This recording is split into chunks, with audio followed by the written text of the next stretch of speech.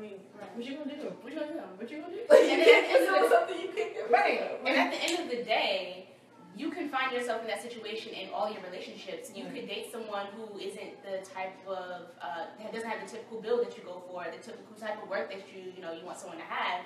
So are you always going to feel like, oh, well, as soon as somebody walks by with the big old ass, because I like big asses, I'm going to leave. Should your partner be worried about stuff like that? Right. Because, so it's the same concept. Like, if your partner is bi, you're thinking like, oh, well, I can't give them this, like, typically what people are talking about, like a certain sexual act. Like, you know, you're always going to have that. I mean, I've dated people, and I'm sure people have dated me where I'm like, not. You ain't like type. Not no type, but like, you know, some people have like certain things that they like, and when you meet somebody, if you're a personality person, you fall in love with them because of their personality. Right. And, you know, I shouldn't have to be worried like, oh, when that person that you typically go for, comes across, are you going to like leave me or something? Right. Because how many times do we compare ourselves to people's exes when we find out what they look like and what they do? So it's just like adding on a lot of pressure that's unnecessary. Right. And if you're worried that they're going to cheat on you or something like that, then you just need to leave them. Like it's not even about what they typically go for. It's just what type of person they are. Right. A cheater is a cheater. A cheater is a cheater. If they're hetero, if they're queer, if they're poly, if they're monogamous, like a cheater is a cheater. It's not about. And I think also sometimes people are identified as bisexual, they feel like they have all these options, like, oh, well, you're really what you to me now because you like everybody, but it's just like, anybody, you can be in the grocery store and be like, oh, what's up? Let me holler at you. I got a girl, but take you home tonight. Right, and you could be hetero and monogamous, and I can still go there. Right, so. And also, like, if you are someone with a vulva who was with someone who has a penis and who also likes penis, you can get a dildo. Like, you can put a strap on. Like, it can happen. You can give them one thing there. So, there are toys for that. I don't know how it goes the other way around. Like, I'm not all that familiar with, like, the world of fake vulvas. Like flesh toys. Yeah, but I know they exist. But I don't know how they feel, so I can't. You know, I actually saw a video of someone making, like, a do-it-yourself flesh toy made out of, like, condom, a washcloth and rubber band, and they put glue on the inside. Okay. Did you see that? No, but I've heard it was a similar thing with like a sandwich bag and like Vaseline.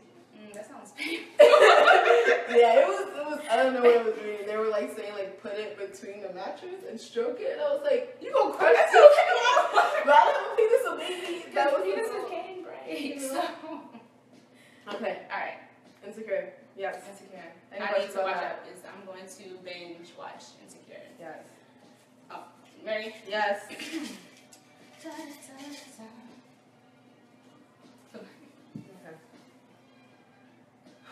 As a cis woman and person who identifies themselves as a woman, how can they get in touch with their sexuality?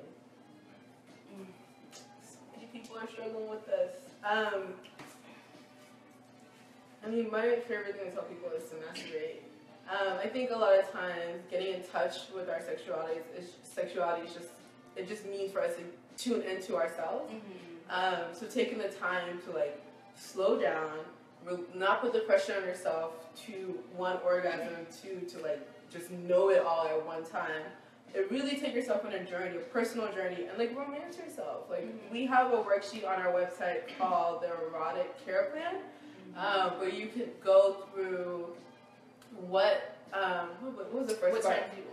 Before you turn you on, the senses. Like, so what smells like make you feel like erotic, and what tastes and what sounds and what visuals and what touches, right? So like, is it for me like the smell of sandalwood, or like rain, like heavy beating rain, or like a drum beat, jazz music, touches on the neck, on the hips, on the ass. But like taking the time to like learn that stuff about yourself. And then really tuning into what are the things that turn you on and what are the things that turn you off. Because a lot of times we are like, good, and then all of a sudden something happens and we're just like, oh no, I'm not good. And we aren't checking in or making a list of what that thing is so that we don't have those sexual experiences in the future. The other thing on that worksheet is to really like explore your sexual fantasies and to give yourself permission. But I would just say start slow, get to know yourself, masturbate a lot, experiment with like different toys, your hands, positions, pressure, speed, and learn what makes you come. And then also, on another note, take the time to really dig a little bit deeper into the types of messages that you got about sex and sexuality and what you are as, like, maybe in terms of like your community, your religious belief, if that is impacting anything that is preventing you from exploring more, so that you can start challenging those thoughts and kind of like removing all the negative ones that are preventing you from learning more about your sexuality. Yeah. Yeah. Well, that's not how that goes. We do try to post a lot about that topic on our Facebook, and we do have several worksheets on our website around owning your pleasure, like the checklist that Rafaela mentioned earlier, and like the Right of Care plan that I just mentioned, that are hopefully meant to help you on that journey. Mm-hmm. And don't give up. Don't give up on yourself. Keep it going. If something doesn't work, it doesn't feel good, take a note and keep it moving. Yeah. Get in touch with yourself by touching yourself. Yeah. Right. Don't be stealing my stuff. Get in touch with yourself by touching Yeah. yourself. You have to tweet that real You quick. know what? The hashtag Afrosexology. All right. Hashtag copyright. Hashtag trademark. Alright. All right. Next one. Let's get one of these little ones here.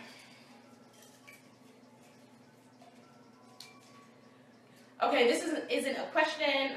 This is a topic. Open relationships, monogamy. We also have a worksheet for that. Called What is Your Relationship Model? We did a sex shop around relationship models. It wasn't alternative relationship models. It wasn't really around poly specifically. I don't know where to start. There's so much to say about that. Yeah.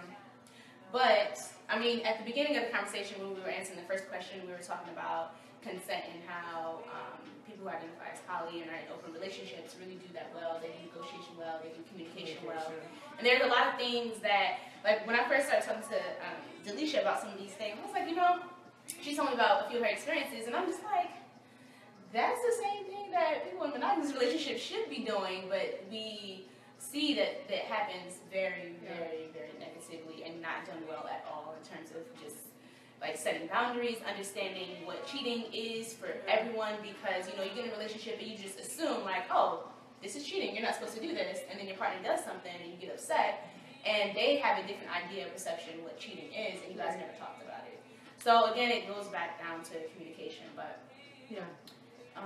I think one of the biggest things that we were trying to get people to take away from the workshop that we did, sex shop that we did, is that we have been taught one way to experience a relationship, and there are so many ways to experience a relationship. And so for you to really figure out what it is that you want out of a partner, and what is it that you want, what things in your life you want to be fulfilled by other people in your life, and then finding someone who also can meet those needs, right? So like, do you just want a partner who is just a sexual partner and nothing romantic, and we're not having intellectual conversations, and we just have great sexual chemistry, and that if you find someone else who also wants that, communicate that up front, be on the same page, and have that beautiful relationship.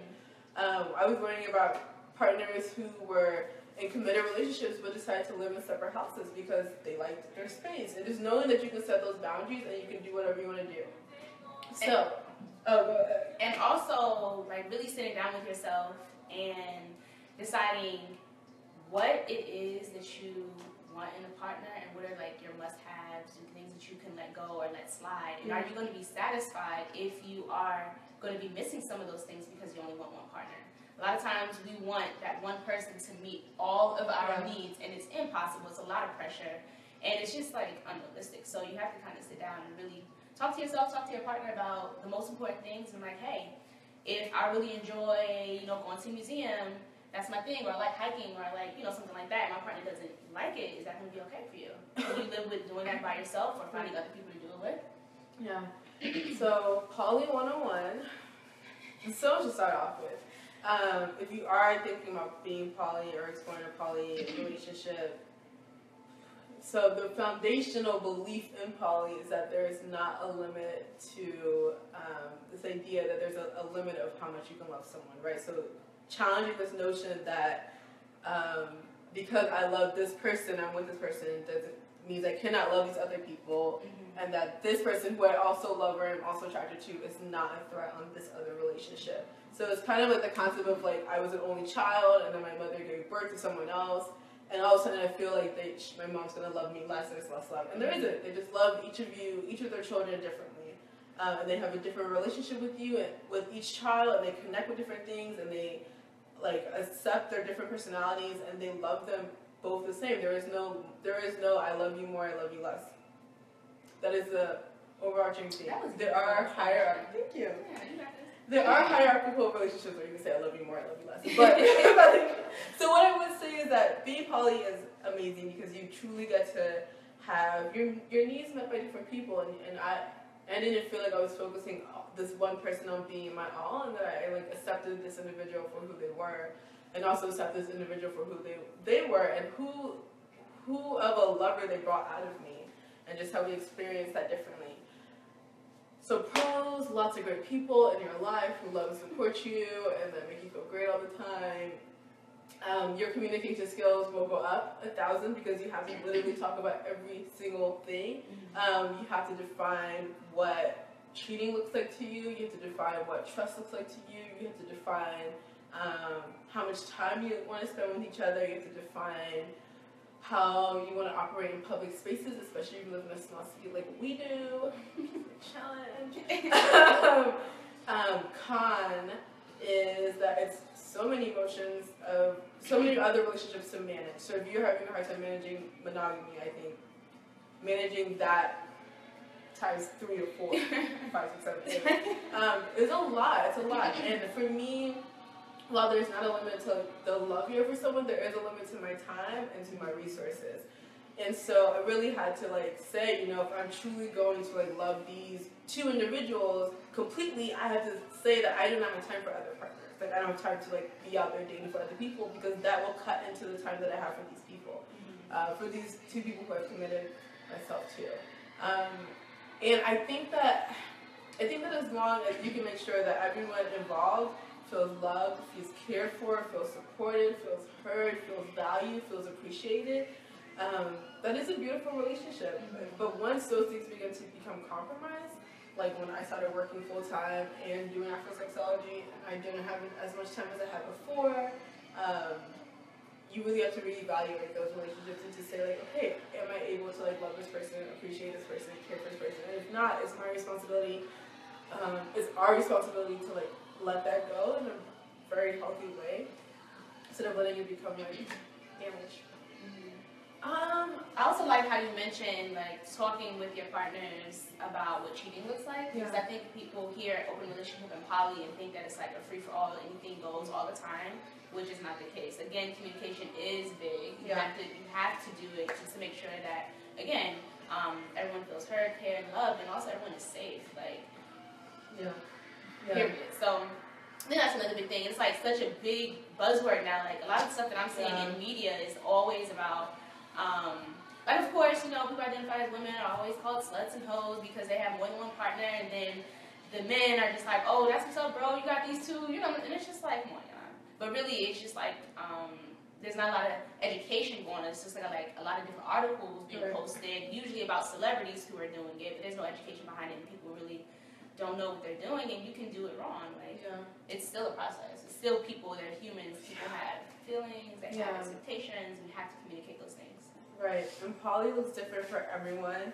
Right. So when we did the sex shop, we had a friend who their relationship looks like we know each other's partners and we all hang out and we know each other on an intimate level. Whereas when I was in a poly relationship, it was I don't need to be friends with your partner. I'm friends with you, but I got an issue with issues with us. There are people who they all live in the same house together and they all like date each other, and some people who don't. So just understanding that your poly can look different and that you form the relationship that works for you. There's another point that I had. Oh, jealousy. Everyone always asks about jealousy when you say about poly. So jealousy is real. It's a real emotion, just like anger and sadness and whatever, happiness and joy and pleasure. Name all of them. Yeah, all of them. All the emotions are real and they're valid and you can experience them. Jealousy definitely comes up. I think the difference between, well, I would say in a poly relationship, people learn how to communicate their emotions in a very healthy way. So being able to have the agency to say like, hey, like I felt some type of way about that, and I want to figure out what we could do differently so that